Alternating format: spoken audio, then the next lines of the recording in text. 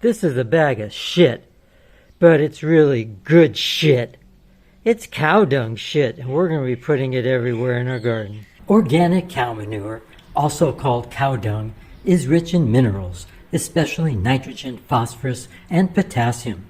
It helps the growth of beneficial microorganisms and can also improve the texture of your soil and help it maintain moisture.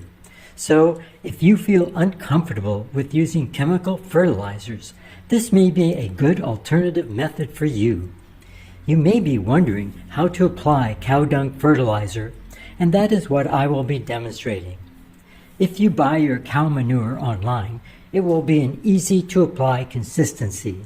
I am using locally produced matter, so it is not as pretty and perfect. Apply a thin layer of dried cow dung to your plant containers. If you like, you can mix the cow dung into the soil to help absorption. Though it is rare for a natural fertilizer like this to burn your plants, it is possible if you apply too much. If you have large pieces, you can break them up with your hands.